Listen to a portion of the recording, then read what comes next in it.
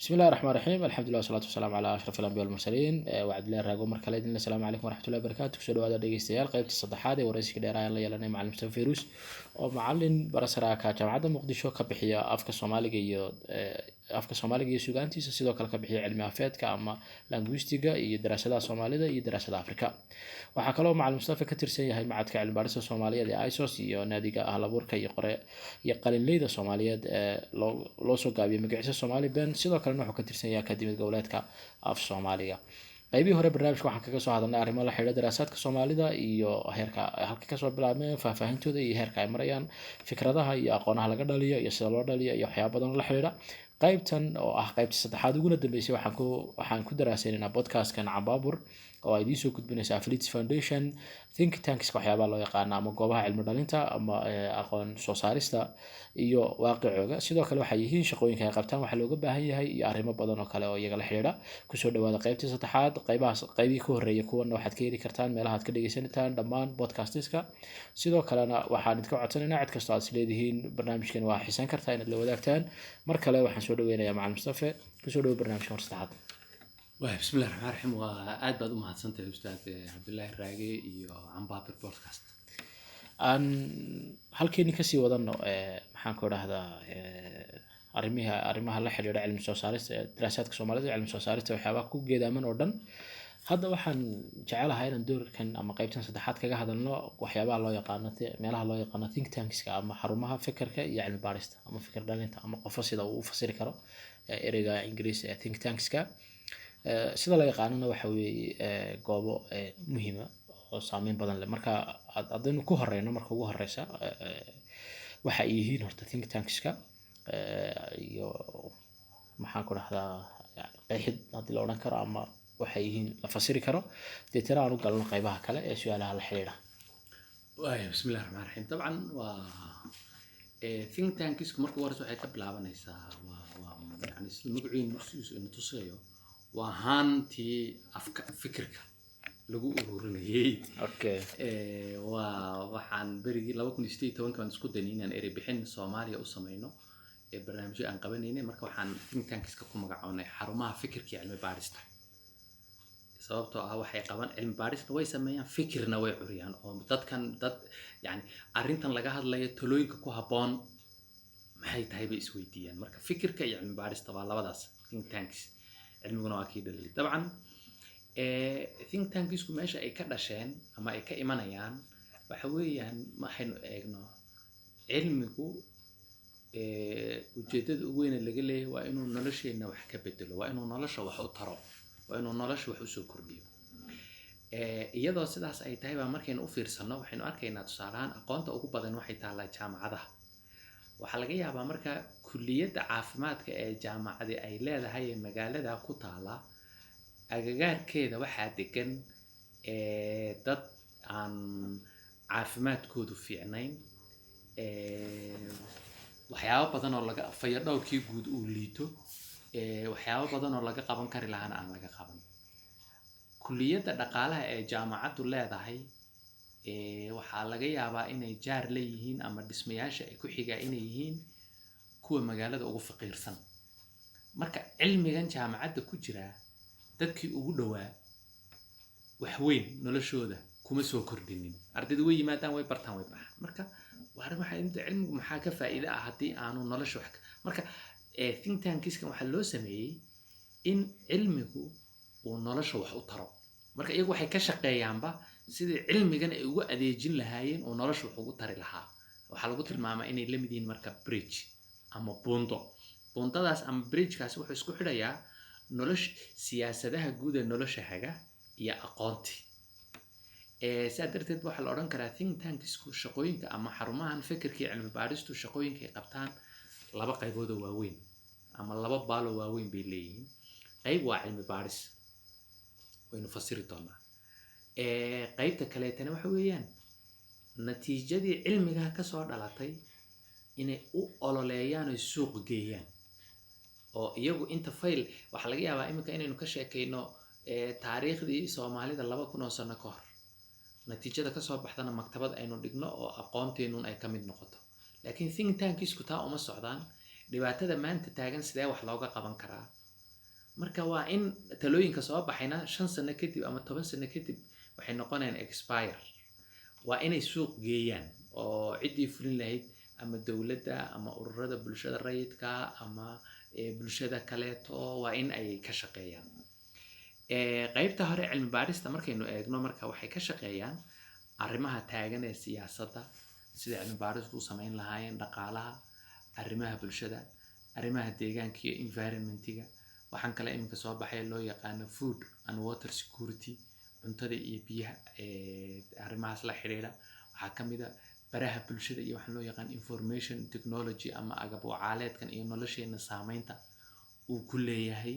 waxyaabahaas oo dhan bay u kuurgalaan. waxay raadinayaan markaa iyagu 3 arrimood oo isdaba yaala ayay wax ka soo saarayaan cilmi baarista ay samaynayaan. waaqiceenan aynu ku noolnahay bay isku dayaan in xog laga ururiyo oo waaqica la akhriyo. aqoontii maktabadaha iyo buugta ku taalay iyo waaqica la arkay in la isku dhalaaliyo, dabadeed laga soo dhex saaro ra'yi iyo talo. tusaale ahaan waxaan carab ku dhufanay dhalinyarada maxaa dhibaatooyin oo haysto ay tahay in wax laga qabto. waa in xog la ururiyo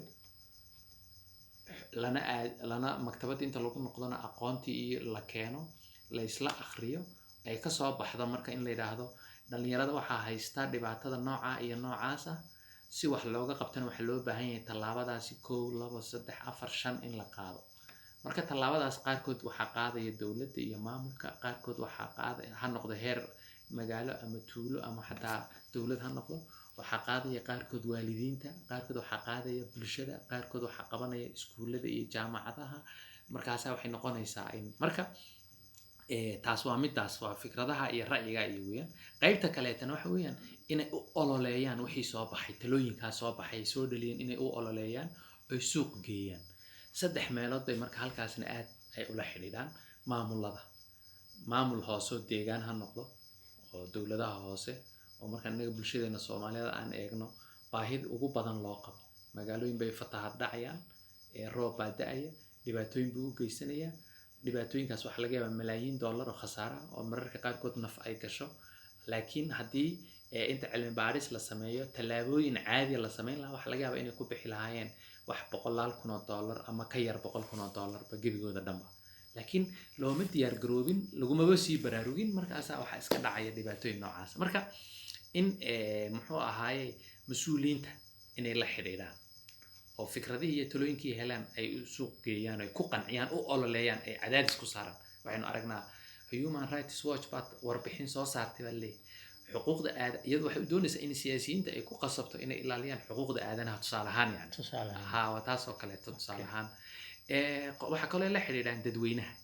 think tankisku. dadweynahan waxay sare u qaadayaan wacyigooda. dadweynahan maxaa u dan ah? marka dadweynahan waxa u dantaa ay gartaan siyaasiyiintooda iyo maamuladoodana iyaga cadaadis saaraya. waxyaabaha u danta ah ay tahay inay mudnaanta siiyaanna way ku baraarugayaan. marka dadweynahaasna ra'yil caam wacyi leh si u dhisi lahaayeen bay qayb ka noqdaan. ra'yil caamku waa midka bulshada haga.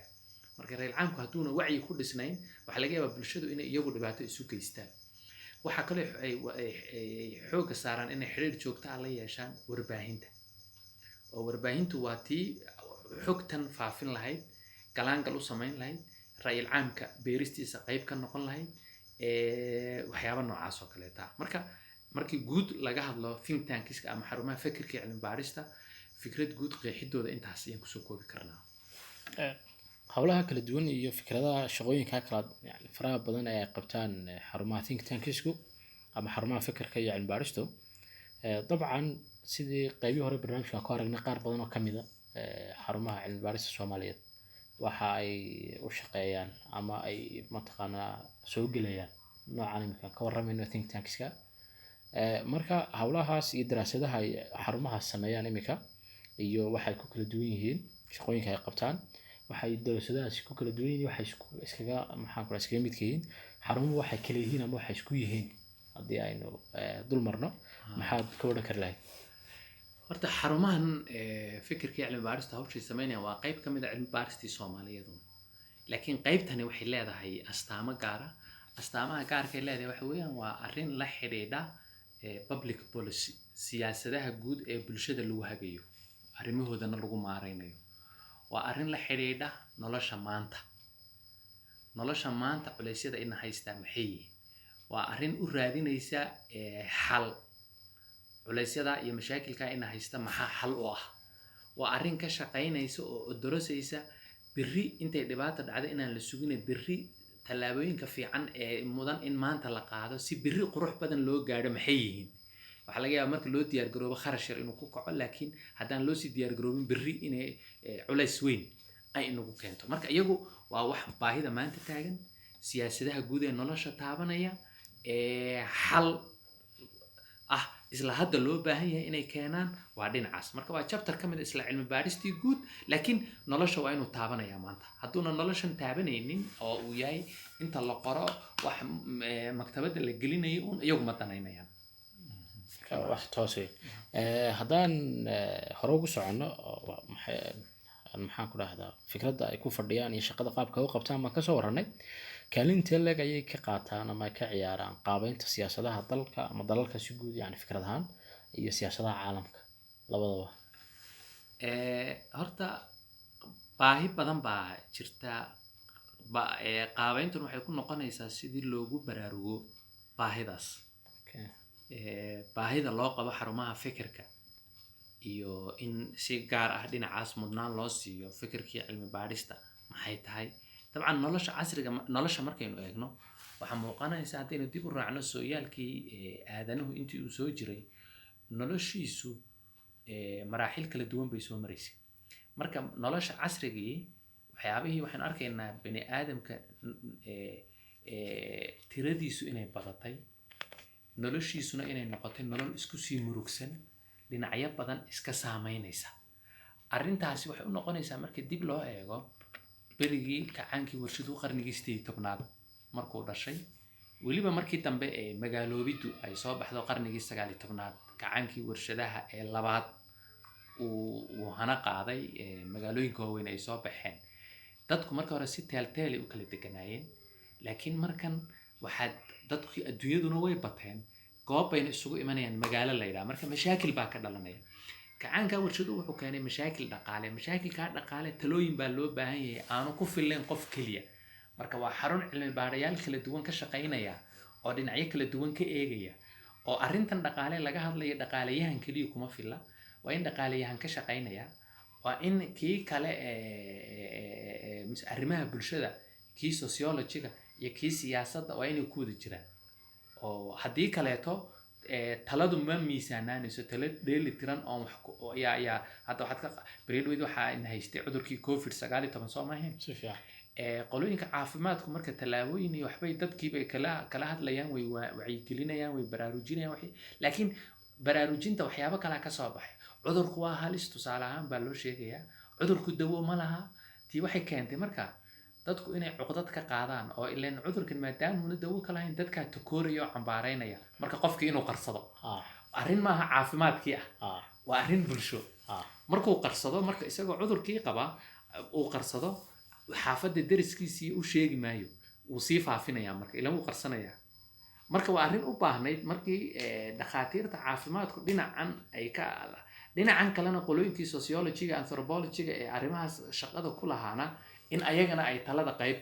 oo see loo furdaamiyaa cuqdadan dadka ku dhalatay ileen cuqdadani waxay wiiqaysaa wax ka qabadkii cudurka natiijo cagsi keenaysaa halkii loogu talagalay inuu qofku cudurka iska ilaaliyo dadka kalena ka badbaadiyo ayuu wuxuu noqday intuu qarsado inuu dadkii kale kusii dhex fidiyo ilaan hadduu sheego marka waa mushkilad waa arrin kale marka waxay keenaysaa in waa noocaas markii waxbarashada la sheekaynayo waa in miisaaniyad iyo dhaqaale ay xiriir la leedahay waxbarashadan qofkan kasoo baxaya jaamacaddu shaqo ma heli doonaa suuqii shaqada markaa waa in wasaarada kala qorsheeya wasaaradda waxbarashadu ma qorshayso marka waa inay wax isla shaqaynaya ay yihiin haddii wixii isla shaqaynaya ayna jirin marka dhinacaas waa taa marka waxaa keenay baynu nidhi marka dadkan badan ee ururaya magaaloobidda arrintaa magaaloobiddu waa arrin u baahan inaynu hoosta ka xariiqno tusaale waxaynu arkaynaa adduunyada haddaynu dib u noqono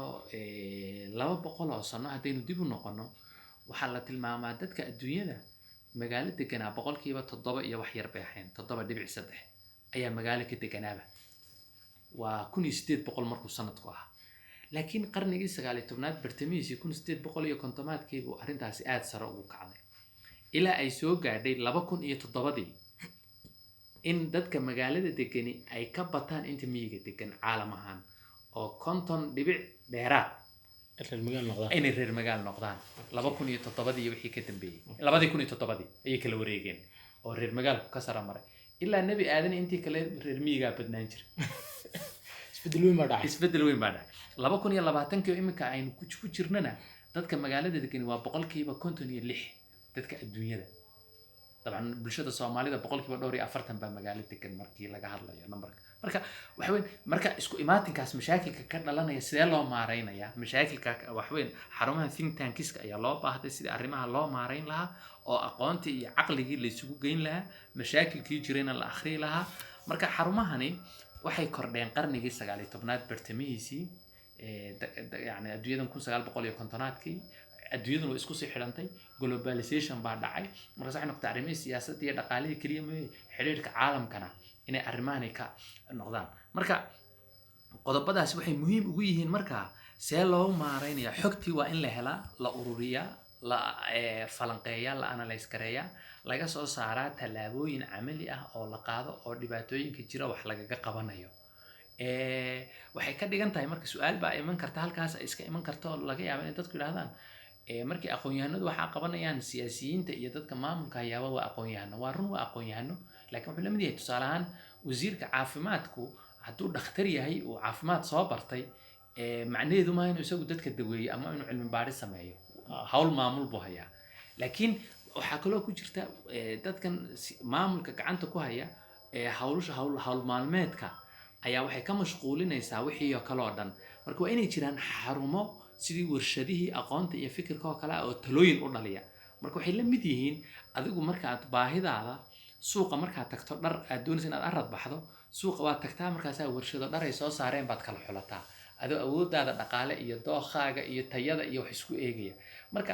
xarumahani waxay dhalinayaan fikrado iyo talooyin mashaakilka jira wax lagaga qabanayo ummadda u baahan ummaduna mas'uuliyiin bay leedahay mas'uuliyiintii marka waxay kala xulan karaan talooyinkaas haddii kale talooyinkaas ayna jirin wasiir baa xalay iska seexday uu soo toosaya saaka go'aan buu soo saaraya go'aankaas wuxuu saameynayaa markaas waxaad maqlaysaa toddobaad kadib ayadoo go'aankii laga aamusay amaba laga noqday ama buuq weyn ka dhashay ama fuli waaya ama natiijo kaloo cagsiya u keenay marka waxa weyn marka fikrado iyo talooyin bay suuqa soo dhigayaan waxay fursad u siinayaan dadkii policy makerski talooyinka jaangoynayay siyaasadaha jaangoynayay go'aanada qaadanayay ay ku kala xulan karaan iyagoo tabarta iyo bulshada sida ugu kala habboon yihiin iyo sida la quman iyaga u sahlan iyo ay markaa ka doortaan marka waa marka nolosha saameyn badan oo noocaas ayay ku yeelanayaan markaas waxaad arkaysaa in aqoontuna waxay noqotay imika wax ugu weyn la haysto waxaad arkaysaa wadan aan khayraad haysan laakiin dhaqaalihiisa iyo kaalintu adduunyada kaga jiraaba ay sarreyso wadan khayraad weyn haysta oo dhaqaalihiisu uu burbursan yahay Japan dhaqaalaheedu wuxuu ku jirtaa wadamada horumaray khayraad male waxa ay wax ku maamulataa waa aqli iyo aqoon kaliya Soomaalideenu khayraad badan bay haysataa waxaan ku jirnaa mar walba waxa la yiraahdaa kaalmaha lala soo gaaro way aqoontii iyo hanaankii aqoonta lagu maareynayay baa inaga maqan marka aqoontu wuxuu noqday imika xilligan marka la joogo raasumaalka ugu weyn ee ummadaha iyo dawladuhu ay leeyihiin aqoonta nolosha maantana aqoontii kale cilmi baarista guud waxaa mashaakilka maanta iyo xalka iyo tallaabooyinka mudan in hadda la qaado ka soo dhalaalinaya waa xarumahan fikirka iyo cilmi baarista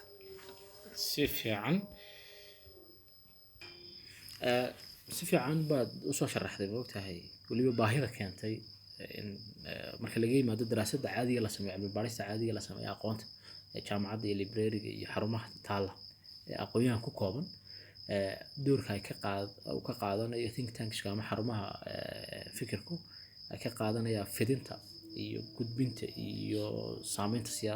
siyaasadaha guud iyo waxyaabahaas oo dhan marka taasi waxa weeyaan yani ideally ama adduunka soo jirto ama fikrad ahaan soo shaqeyso laakiin xaaladdeena haddaynu ku dabaqno Soomaaliha intee leeg ba arrimaha Soomaalida ay ka qaataan ama ka qaadan karaan maxaan ku raahdaa think tanks waa su-aal weyn oo ku jirto dabcan waa qaybta hore aan tilmaannay markaynu eegno arrimaheennan soomaalida saan tilmaamnay waxaa jirta dhaliil ah inaan danayn badan ayna jirin aan aad loogu baraarugsanayn markaynu eegno nolosha dadka Soomaali iyo nolosha ummadda oo dhanba yani ummad kastaba waxaa jaangooya nolosha guud saddex qolaa go'aan ka qaata waa maamulka dowladnimada maamulka dowladda ee meesha ka jira ama magaalo ha noqdo ama dal ha noqdo isagaa go'aan ka qaato siyaasadaha guud ee lagu dhaqayo ummadda jaangooya waxa kale oo iyaguna siyaasadaha guud qayb ka ah shirkadaha ganacsiga dhaqaalaha ummaddaasi leedahay iyagaa maamula markaad muxuu ahay badeecadda laynoo keeno iyagunbaa inoo soo xula marka iyagaa jaangooya mashaariicda dalkan laga samaynayo horumarinta mashaariicda laga samaynayo warshado maxaa la samaynayaa mise adeeg bay ka shaqaynayaan iyagaa go'aanku hantidii iyagaa haya iyagaana go'aya waxaa kaleeto oo waddamadeennan qayb weyn ka ah iyo adduunyadaba yani ha kala duwanaadaane muxuu ahaye ururada bulshada rayidka ama samafal ha ka shaqeeyaan ama horumar ha ka shaqeeyaan ama arrimaha kaleeta siyaasadda ka agdhow arrimaha bulshada siyaasadda ka agdhow ha ka shaqeeyaan urura saddexdoodaba marka go'aankaasay qaataan waxay u baahan yihiin marka go'aanada markii laga qaato innaga bulshada Soomaaliyeed markaynu eegno dhaqanka ah intaa go'aanka leh ee go'aanka qaadanaysa inay la tashato aqoon-yahanka dhaqan ahaan ma jirto marka halkaasaan tilmaamay marka dhibaato culus baa ku jirta oo dadkii go'aanka qaadanayay ee jaangoynayay siyaasadihii ummadda lagu hagayay aqoontii ma adeegsanayaan kama adeejinayaan kama faa'iidaysanayaan halkaas waxaa ka dhalanaya marka dhibaatooyin waaweyn in siyaasadihii guud ee maamuladu iyo go'aanadii qaadanayeen go'aano aan la dirsin laga fiirsan natiijooyin cagsi ay ka soo baxaan hadhow la yiraahdo ha laga noqdo iyo waxyaabo lamid ah waxaad arkaysaa mashruuc weyn oo ganacsi ah oo shirkad ay samaynaysay dhowr boqol oo kun bay maal gelinaysaa wuu socon waayayaa markaasay haddana arkaysaa isagoo intaa la xidhay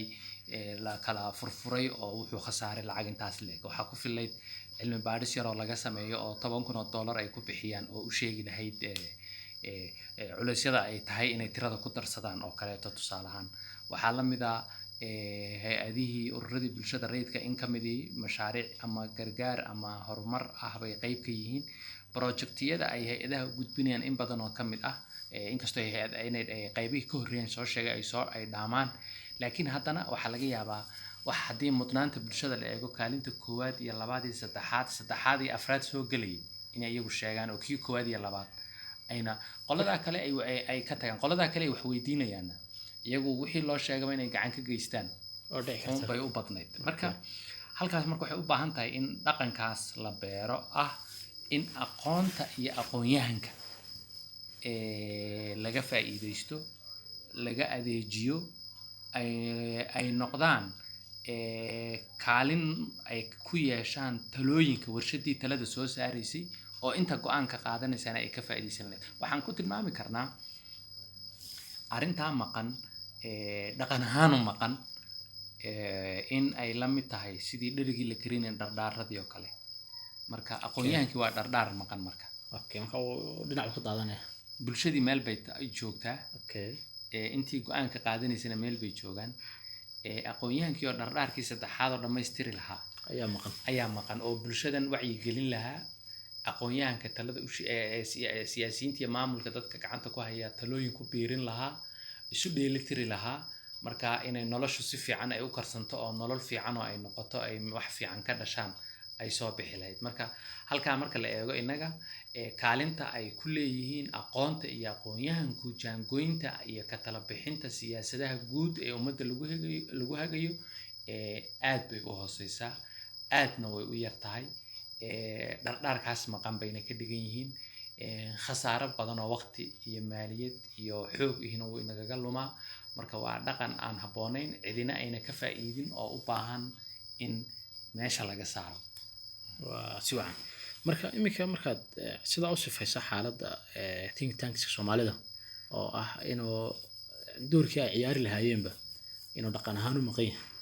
oo ka faa'iidayskooga aan meesha ku jirin waxay qaban karaan aan tilmaanay haddana inta imika jirta halkee bay kaga jirtaa nolosha ama waxqabadka ama think tankyada Afrika iyo geeska iyo adduunka intee bay kaga jiraan horta halkaa marka la joogo mugtay maaha in xarumahan fikirkii cilmi baaristu intay wax badan soo saareen in wixii haddana la adeegsan waayey un ma ah iyaga laftirkoodaaba yar waa iyagu waxay ku xidhan yihiin sida loo daneeyo ileen xarumaha cilmi baarista marka la sheegayo qaarkood wasaaradaha samaysta qaarkood waxa dowladaha samaysta qaarkood bulshada rayidka ka mid yihiin oo waa xarumo madax bannaan qaarkood jaamacadaha sameeya marka la daneeyay waxaanay furmayaan yani markuu dalab badan imaado ay shaqadiina laakiin iyagu intay wax badan oo intay meeliya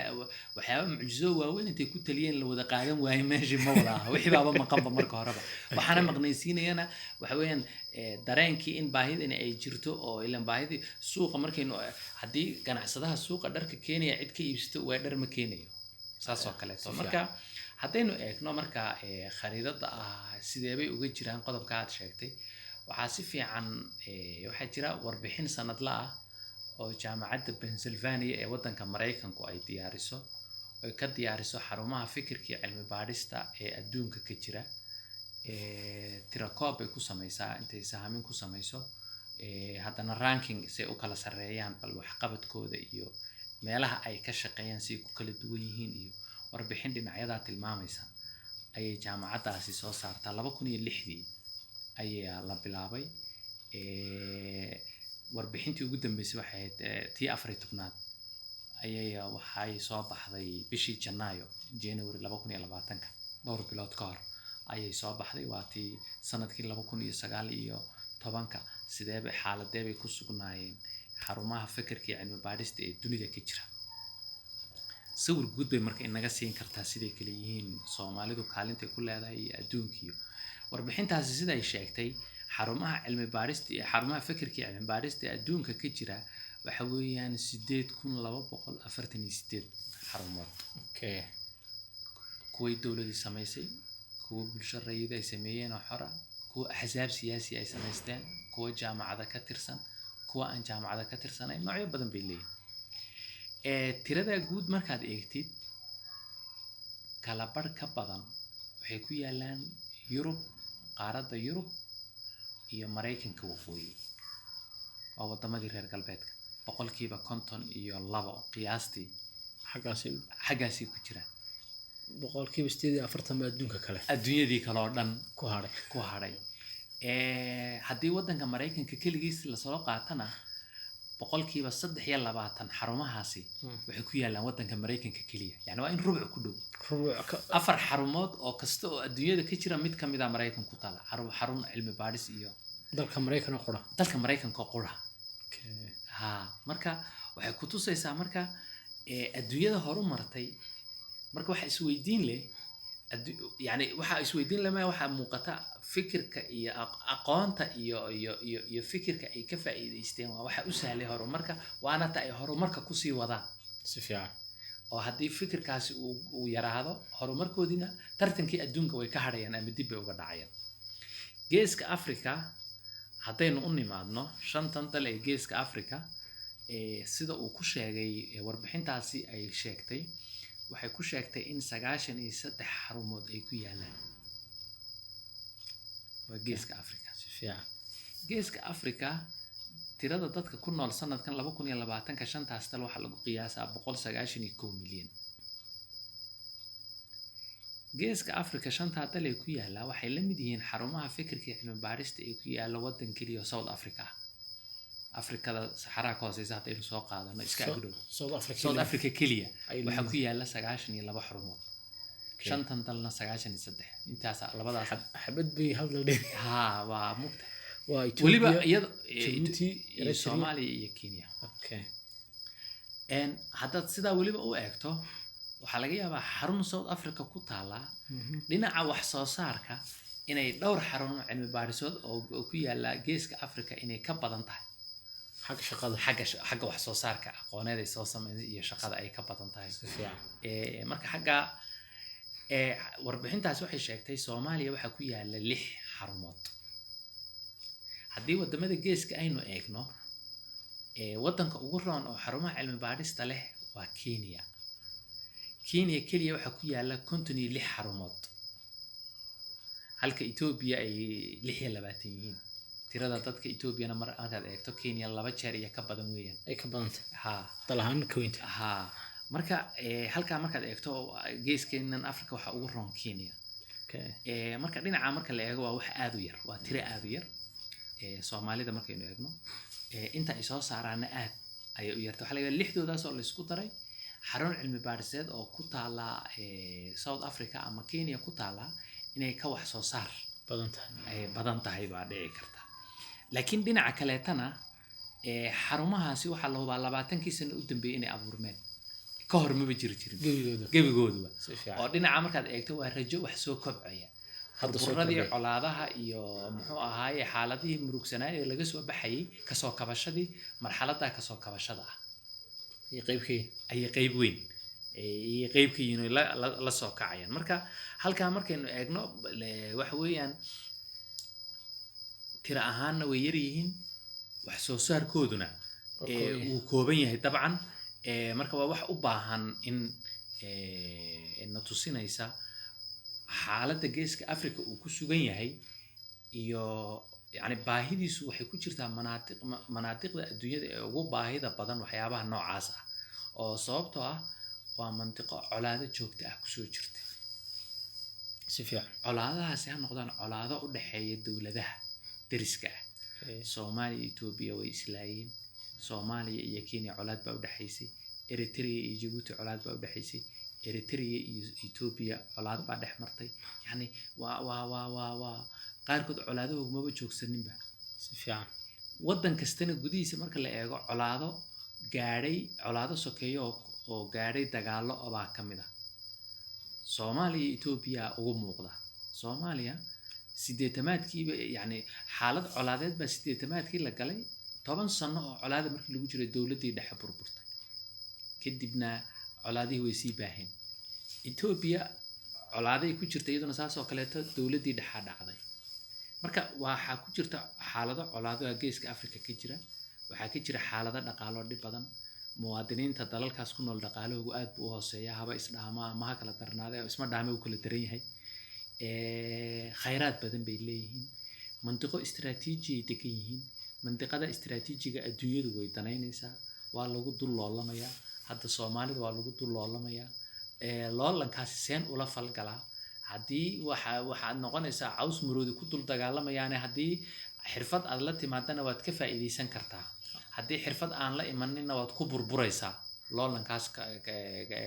ka dul socda waxaa la mid ah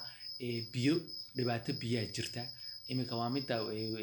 Masar iyo Suudaan iyo Ethiopia isku haystaan. muddo kadib yaa Soomaaliya iyo sidee bay noqon doontaa Ethiopia. marka biyahani see loo maaraynayaa waa mushkilado Soomaalida dhexdeedii u kaalay. mashaakil siyaasadeed baa jira, mashaakilkaas see lagu xalinayaa. doorashooyin baa la abaabulayaa, doorashooyinkaas kuwa tayo leh see looga dhigi karaa.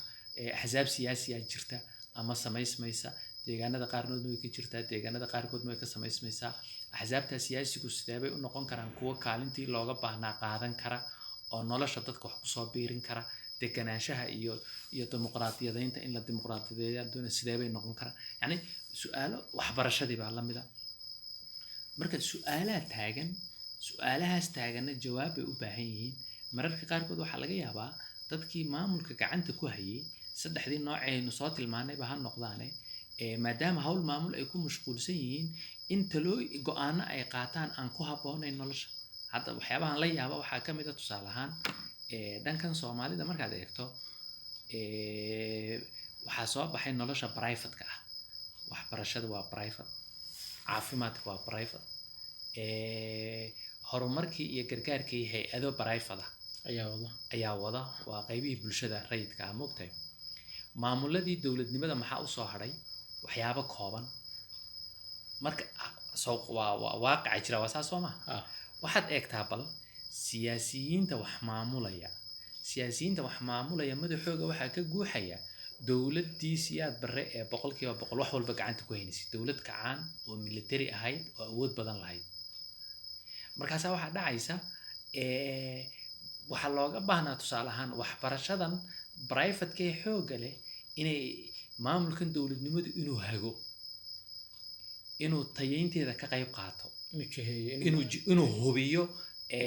heerkooda siduu shaqo fiican inay qabanayaan shaqadaas lacag badanna kagamay baxdeen shaqadaasoo dhanba uma jeedaan waxaa laga yaabaa inay maanta oo dhan ay dadaal badan geliyaan sidii iskuul cusub iyagu u furi lahaayeen awood dhaqaalena ma leh oo ila mogta iskuul aad u furto awood dhaqaale laakiin lacagta hal iskuul aad ku furto waxaa laga yaabi lahaa inay ku samayn lahaayeen 100 iskuul oo private ahoo jira tayeyntooda 100kan iskuulna privateku way fureen haddii dowlad regulations u samaysa ay waayaan ama maamul kormeera ayna arag waxa weeyaan tayadoodu sidii la rabay ma noqonayso si fiican tayadoodu iyagu isma regulate garaynayaan shaqadooda manhaj ku habboon iyagu ma soo saarayaan marka waa noocaas oo kaleeto waxaa la mid ah ganacsi waxaa la mid ah caafimaadkii baa la mid ah oo regulationskii loo baahnaa waxaad arkaysaa in shaqadaa weyn laakiin regulationskii loo baahnaa looma hayo waxaa la mid ah ganacsiga kaleeta ee shirkadaha la mid ah marka halka aad arkayso marka in wasaaraddii meesha shaqada u lahayd shirkad yaroo ganacsi ayay la ficiltamaysaa markaasaa mar go-aan bay soo saaraysaa leedahay waa la xidhay markaasaa marna waxaa laga waxay isugu dhaceen wax yar oon waxba ahayn bayna isugu dhaceen kamay fikirin markii shirkadan aad tidhaahdo waa la xidhay imise shirkadood oo maal gashan lahaabaa cararaya oo ka baqay iyagana maalinsaa loo xidho ra-sumaalku waa ka ugu fulaysanee lala cararo mid ajnabina sugiba maysid kan soomaaliga ee danta ku baday unbaa ku ag joogaya isagana markii aad intan u geysato dhibaato inta kaleetana waxaa laga yaabaa inuu ka doorbido inuu hantidiisa qayb ka mida uu bangi iska dhigto ama meel banaanka u saaro marka waxaan isleeyahay qaybta ku jirta wax weyn su-aalo badan baa jira oo waaqaca ah oo u baahan talooyin su-aalahaas talooyinka u baahan xarumaha fikirkii cilmi baarista aynu haysanaa tira ahaan way yaryihiin shaqo ahaan intay qabtaanna way yaryihiin laakiin waxay u baahan yihiin in la kobciyo shaqadooda la kordhiyo inay kobcaan waxaa qayb weyn ka qaadanaya sidii talooyinkaas loo daneeyo waa in maamulada shirkadaha waxyaabahaas oo dhan ay lacag ahaan maal gashadaan oo talooyin ay ka iibsadaan ama iyagu ay xarumo samaystaan wasaaraddu waa inay xarun cilmi baaris fikri cilmi baaris ay samaysataa haddii maamul dowladeed marka la gaadho musuqmaasuqa iska badan musuqmaasuq ay ka cabsanaysana waa in tusaale waxaan usoo qaadan karnaa markii xarun ay jirto talooyin fiican hargeysa waxaa ka dhaca doorashooyinku waxay ka mid yihiin meelaha ugu murugsan markaad u fiirsato talooyinka ugu badan yaan odhan talooyin badan oo yani culeysyada doorashooyinka qabsada furdaamintiisa waxaa qayb weyn ka qaatay akademiyada nabad iyo horumarinta marka talooyinka akademiyadaasi ay ku biiriso processka doorashooyinka ee dhacaya wax weyn bay u sahashay deganaanshaha iyo xasiloonida dalka kaalin weyn ayay ka qaadatay ka waran haddii akademiyad kaleeto ama xarun cilmi baariseed oo kaleeto oo waxbarashada takhasuskeedu yahay oo hanaanka waxbarashada ka tala bixinaysa ay jiri lahayd ama ammaanka ama waxyaabaha lamidka ama arrimaha dhaqaalaha marka waa tusaale waa raadkeedii aynu aragno oo kaleeto akademiyada tusaale fiican bay u tahay dabcan marka waxaan ujeedaa marka qodobkaasi waa xarumahan geeska afrika ku yaala iyo dhulka soomaaliduba aad bay u yaryihiin oo haddaynu eegno eritrea 5 baa ku taala soomaalidana waxaa la yidhi 6 baa ku yaala soomaalidu waa wax 16 milyan ku dhow eritreana malaha waa 5 milyan miyaa mise ka yar marka eritrea bay naga badan marka xagga dadka la isku eego intaanan tirada iyo qiimeynta jaamacadda Pennsylvania ka bixin tirada yar intee bay kaga jirtaa raakinka darajooyinka halkay kaga jiraan macaadida Soomaalida nin waa qodob muhiim ah qodobkaas wax weeyaan markii warbixintii sanadkan iyo sanadkii horeba iyo sanadkii saddexaad ahaa way ku jirtay waxaa soo galay waxaa inta ku jira warbixintan ugu dambeysay markaan kasoo qaato ama 2 sano u dambeeyay markaan soo qaato 2 macad macadka cilmi baarista Soomaalida ISOS iyo macadka Heritage labadooduba waxay soo galeen xarumaha cilmi baarista yani ugu sareeya sub-Sahara Afrikada Sahara ka hooseysa marka yani labadooduba labadan sano waxaan filaya weliba heritage inuu 3 sano soo galay macadka ISISna 2 sano soo galay inuu oo isku xigto inuu soo galay marka xaggaa markaad ka eegto waa arrin yididiilo iyo farxad keenaysa weeyaan oo dhinacaas iyo dhiirigelinba keenaysa laakiin haddana baahida jirta iyo culeysyada jira iyo tabarta iska yar marka la isu eego waxaad arkaysaa inay baahi culus ay meesha ka jirto oo baahidii jirtay wax u dhowtoona inayna inta maqan inay mar walba ka badan tahay inta ay xarumahaas jiristooda ama intay qabanayaan baahida loo baahan yahay baa ka badan aad iyo aad haddaan kusoo xidhno su-aasha ugu dambeysa waan islahay waa su-aal dabiiciya ama maxaan ku rahdaa iska keenaysa markaaba waxaan aad uga soo sheekeynay xarumaha cilmi baarista iyo think tankiska sidaan ognahayna waxaa tahay mataqaanaa agaasimaha xarunta cilmi baarista soomaalida jaamacadda muqdisho raacsan ISOS magaceeda loo soo gaabiyay Institute of Somali Studies marka haddaan kusoo gabagabeeyo su-aasha ah macadka shaqada aad ku haysaan iyo waxqabadkiina iyo si aad u fasiri karto maxaan ku rahdaa doorka uu kaga jiro cilmi baarista Soomaaliyeed si guud oo aan kasoo warramaynay labadii kulan ee kan ka horreeyay iyo think tankska Soomaaliyeed oo aan kulankan kaga warramaynayba waa maasanta waa su'aal fiican dabcan waxayna qayb ka noqon kartaa maxadka cilmi baarista Soomaaliyeed Institute for Somali Studies oo ISOS loo soo gaabiyo wuxuu tusaale u noqon karaa xarumaha cilmi baarista Soomaalida dabcan jaamacadda Muqdisho loo aasaastay dabcan waa xarun jaamacadeed marka xarumaha jaamacaduhu way ka awood badan yihiin waayo waxay dhabarka ku hayaan xarun cilmiyeed weyn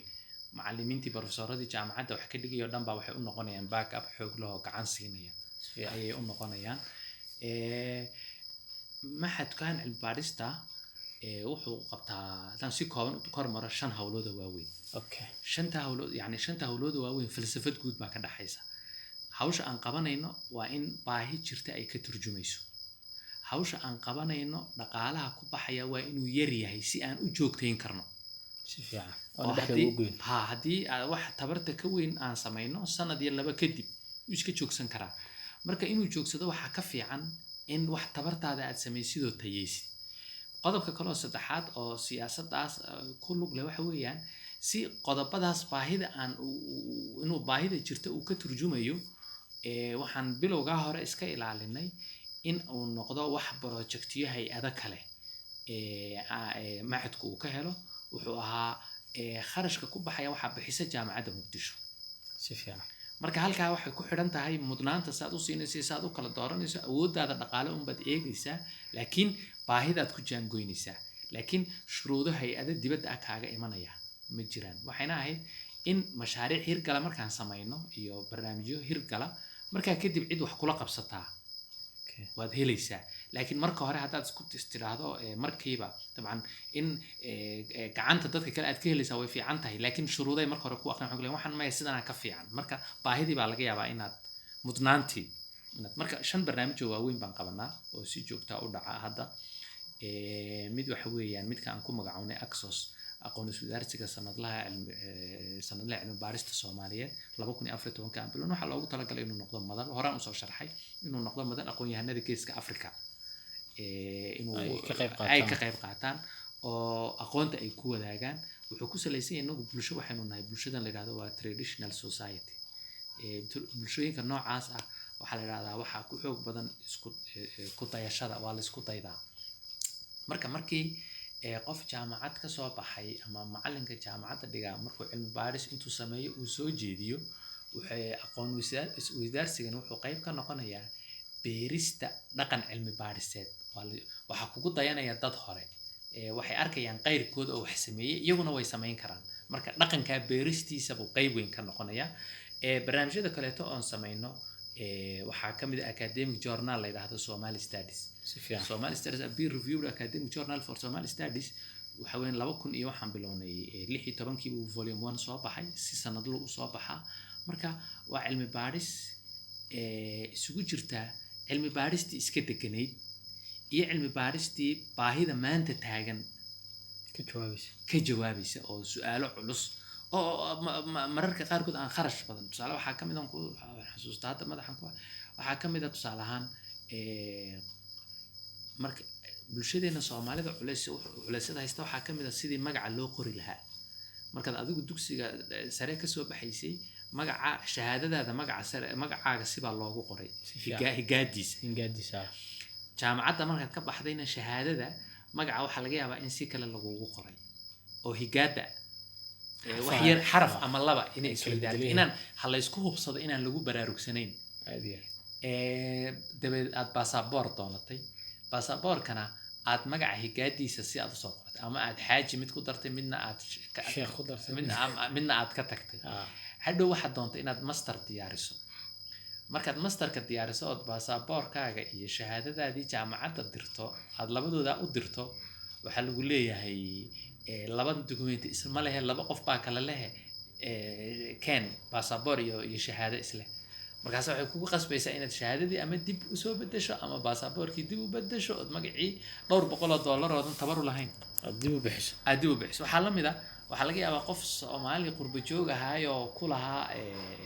documentigiisii Yurub ku haystay intuu la yimaado hanti uu ku lahaa Hargeysa ama Muqdisho uu doono inuu iibiyo documentigii magacii iyo wixii inay si kala noqdaan siilan way oo higa marka waxyaabaha noocaas waxa ku jira marad eegto waa farsamo wax weyn ma aha laakiin waa in lagu baraarugo in magacan marka la qorayo higaada la iswaafajiyo oo maxamed see loo qorayaa waa in isku si dokumentiyada qofku leeyahay u wada qoran tahay hay-adaheenna u xil saaran waxyaabahaas kuma baraarugsan tahay war higaada saa igu qor waa isku mid ah maxaad ka rabtaa wuxuu kugu xanaaqayaa marka qoraal arrinta uu kaga hadlayo Professor Cabdalla Mansuur oo mushkiladda iyo xalal uu soo jeedinayo iyo dhinacyo kale mushkiladaas ay leedahay waxa ku soo baxay tusaalahan volume 2 volume-kii labaad ee 2017 laga akhri karaa marka academic journal-kaas jira waxyaabaha kale oo jira waxaa ka mid ah barnaamij la cilmi wadaag waa aqoon-yahano cilmi baaris sameynaya oo cilmi baaristoodii ama way aragnimadooda soo bandhiga dad kaleeto oo isku takhasus ama isku shaqo ama isku danayn ay yihiinna aan ugu yeedhno 30 qof ay dhageystaan kala faa'iideystaan waxaan ku magacaabnay marka fadhi ku dirirka aqoon-yahanka halkii tabakhayad lagu sheekaysan lahaa halkan qofka aqoontiisa waa inuu soo bandhiga qolooyinka kaleeto waa inay faalo iyo faaqidaad ka bixiyaan isaga in wax u kordhiyaan waxna ka faa'iideystaan midda kaleeto dhaqan aqooneed oo yani arrimihii laga hadlayay laga doodayay waa inay sare u kacaan qodob barnaamij kaleeto isna jiro la yiraahdo talawadaag round table wuxuu ku salaysan yahay waa tii aan sheegaynay oo dadka siyaasadaha guud ee laynagu maamulayo dadka jaangooya iyo aqoon-yahanku dhinac kala joogaan marka waa in bridge marka barnaamijka talawadaag round table waa inuu bridge u sameeyo mushkiladaha jira iyo xalkoodu maxay yihiin waa in aqoontii ayna iska noqonin aqoon maskaxdii aqoon-yahankii iyo xarumihii aqoonta taale waa in lagu xidhaa xarumaha siyaasadaha jaangoynaya marka barnaamijkaas talawadaag sanadkii 2-3 jeer buu ayaan qabanay tiro yar oo 20 qof ah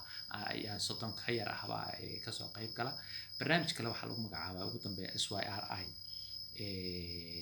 waa dhalinyarada Somali Young Researchers Initiative wuxuu ku salaysan yahay aqoon-yahano Soomaaliyeed oo cilmi baaris sameeya waa in la helaa marka waxaan xulanaa ardayda upgrade levelka sanadka 3 iyo 4 ee jaamacadaha ku jira grade A-ga ah ama B+ ah waxaan ka soo qayb gelinaa kulamada iyo barnaamijyada aan qabanayno si ay aragnimo uga kororsadaan si loogu beero jacayl cilmi baarista ah inay geliyaan waxaan dhaqaalo baranaya laakiin dhaqaalihiisaas markuu jaamacadda ka baxo waa inuu arrimahan Soomaalida dhaqaalahoodii u daneeyaa xog badan uu ka xogna uu yani uu ka maqla hadduu taariikh baranaya hadduu qaanuun baranaya hadduu shareeco baranaya hadduu tarbiyada iyo waxbarashada wuxuu doonaha barto noocii uu baranaya waa in lagu xidhaa marka waxaan xulanaa qolooyinka social science iyo humanitiska waxa loo diyaariyaa marka waxaan nidhi markii muddo sidaa la wado hadda markii arrimo dhacaan arrimaha Soomaalida waxa laga wareystaa aqoon-yahano aan Soomaali ahayn laakiin barnaamijka haddaan sidaas ku wadno 10 sano dhowr iyo 10 sano waa in aqoon-yahanada laga wareysanayaa xeeldheerayaasha laga wareysanayaa intooda badani ay Soomaali noqdaan ha marka waa in la soo kobciyo Soomaalidu way yartahay waa in la soo kobciyo kobacaas wuxuu ka bilaabanayaa marka uu ardayga yahay in la jeclaysiiyo xirfadiisa cilmi baariseedna la kobciyo xog lagu kor marka in cilmi baarista Soomaaliyeed xiriir bal la sii yeesho marka way jiraan noocaasna marka adi shanta barnaamij ee ugu waaweyn aad iyo aad gabagabadii barnaamijkan ayaan joognaa waxaan u mahadcelinaynaa macallin Mustafa Fayruus oo waqti dheer oo aad u wacan siiyay wareysigan oo qaybo kala duwan lahaa qaybtiisii koowaad iyo labaad waxaad ka dhageysan kartaan meesha wareysigan laftirkiisa aad ka dhageysanaysaan haddii tahay Apple Podcast ama Google Podcast ama Spotify ama meel kasta oo kale oo aad ka dhageysataan sida Radio Public ama meelaha la midka waxa aan idinku baraarujinaynaa in broadcast-kan oo magaciisu yahay Cambaabir Podcast uu noqon doono taxane si jira oo aynu awood ku saarno arrimo